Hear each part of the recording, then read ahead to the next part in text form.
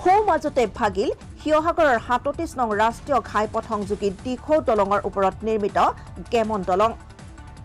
৩৭ নং ৰাষ্ট্ৰীয় ঘাইপথেৰে যাতায়াত সম্পূৰ্ণ বন্ধ। মেৰামতি কৰি থকা অৱস্থাতে ভাগিল দিখৌৰ গেমন দলং। ১৯৬৩ চনত নিৰ্মাণ কৰা হৈছিল গেমন দলং। পুৱা ৮:৩০ দলংখনৰ সোঁমাজৰ বৃহৎ অংশ ভাঙি পৰিল। উজনি অসমৰ যাতায়াত স্তব্ধ। এমাহ পূৰ্বেও দলংখনৰ মাজ অংশ বহি গৈছিল। বিজ্ঞানসন্মত আৰু কাৰিকৰী ব্যাপক অনিয়ম, যাৰ ফলতে এনেধৰণৰ ঘটনা সংঘটিত হ'ব ধৰিছে। এখন ট্ৰাক দলংখনত লাগি ধৰাৰ বাবে খহি পৰিল দলংখন। অন্যহাতে বিভাগীয় কৰ্তৃপক্ষ আৰু শিৱসাগৰ জিলা প্ৰশাসনৰ চৰম গাফিলতিতে এনেধৰণৰ বিক্ষিপ্ত ঘটনা সংঘটিত হ'ব ধৰিছে। ভয়ংকৰ বিপদৰ ফালে গতি কৰিছে সাধাৰণ লোকৰ জীৱন যাত্ৰা। শিৱসাগৰৰ পৰা ফাৰহান লস্কৰৰ প্ৰতিবেদন, পাব্লিক টিভি অসম। এই গেমন দলংখন আপোনালোকৰ ভিডিঅ' দেখাইছে। যিহেতু এই গেমন দলংখন আজি মাজতে ভাগি পৰিলে, যিহেতু এখন ডাম্পাৰ কাৰণে যেনে তেনে প্ৰাণ ৰক্ষা হৈছে। যিহেতু আজি ২০ দিন হৈছে এই দলংখনৰ জৰাজীৰ্ণ অৱস্থা, কিন্তু জৰাজীৰ্ণ অৱস্থাত কি কৰিছে, 4 লাইনে ওৱান ছাইড কৰি দিছিলে, ওৱান ছাইড কৰি ৰিপেয়াৰিং কৰিছিলে। ওৱান ছাইড কৰিবলৈ যাওঁতে দলংখনৰ ওপৰত গধুৰ যান বাহন ৬০খনৰ ওপৰতে লাইন পাতিছিলে। যেতিয়া লাইন পাতিছিলে, আমি মোৰ ঘৰৰ কাষতে, গভৰ্ণমেণ্ট ব্ৰিজৰ কাষতে, যিহেতু আমি ভয় খাইছিলোঁ যে এই দলংখনৰ অঘটন ঘটিব নেকি। যেতিয়া 1 ইয়েৰ কৰিবলৈ যাওঁতে গধুৰ যান বাহন চলাচল কৰিবলৈ যাওঁতে এই দলংখন কমজুৰি হৈ গৈছিলে। কিন্তু 4 লাইনে কিন্তু এটা ভুল কৰিলে, যিহেতু 1 ইয়েৰ কৰিবলৈ যাওঁতে গধুৰ যান বাহন ইয়াত চলাচল বন্ধ কৰিব লাগিছিল, পাতলীয়া গাড়ী যাব লাগিছিল, তেতিয়া এই দুৰ্ঘটনা নহয়।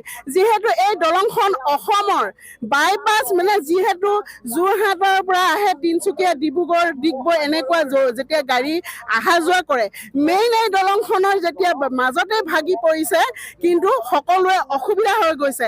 যিহেতু কাষতে স্কুল কলেজ আছে, ল'ৰা ছোৱালীৰ কাৰণে অসুবিধা হৈছে।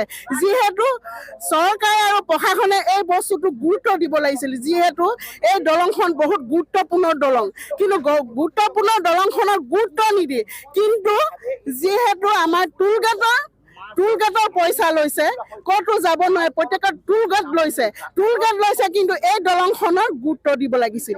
কিন্তু গুৰুত্ব নিদি কি হৈছে, বস্তুৰ দাম বঢ়াইছে, পেট্ৰল ডিজেলৰ দাম বঢ়াইছে, সেইখিনিত চকু দিছে। কিন্তু এই দলংখনৰ ওপৰত গুৰুত্ব দিব লাগিছিল। কিয় গুৰুত্ব নিছে? প্ৰশাসনৰ মানুহ কোনো নাই। যিহেতু ইপাৰে 4 লাইনৰ এজন মানুহ দিয়ে, সিপাৰে দিয়ে গাড়ী এটা ওৱাইন কৰিবলৈ যাতে কিয় গুৰুত্ব নিদিল? গধুৰ যান বাহন যে বন্ধ কৰিব লাগিছিল, কিন্তু বন্ধ নকৰাৰ দুখত আজি এই দলংখন দুৰ্ভাগ্যজনক, সকলোৰে অসুবিধা হৈ গৈছে। সেইকাৰণে আমি এতিয়া জনাব বিচাৰিছোঁ, অসম চৰকাৰক জনাব বিচাৰিছোঁ, প্ৰশাসনক জনাব বিচাৰিছোঁ, যাতে এই দলংখন অতি সোনকালে মেৰামতি কৰাৰ ব্যৱস্থা কৰিব লাগে।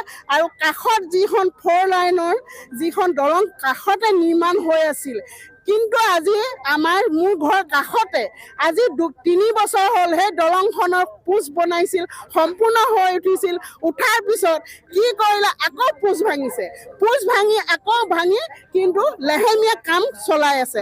যেতিয়া লেহেমীয়া কাম চলাবলৈ যাওঁতে 4 লাইনে আজি এই দলংখন কিয় গুৰুত্ব নিদিল? যেতিয়া এই দলংখনৰ গুৰুত্ব নিদিল, সেই কাষত যিখন নতুন দলং নিৰ্মাণ কৰি আছিল, সেই কাষত নিৰ্মাণ কৰি থকা দলংখন দ্ৰুত গতিত আগবঢ়াই সেই দলংখন ৰেডি কৰিব লাগিছিল। তেতিয়া এই দলংখন মেৰামতি কৰিব লাগিছিল, কিন্তু এই দলংখন মেৰামতি নকৰি, কিন্তু এতিয়া এটাই আমি অনুৰোধ জনাইছোঁ, অতি সোনকালে এই দলংখন বনাই দিয়াৰ ব্যৱস্থা কৰিব লাগে।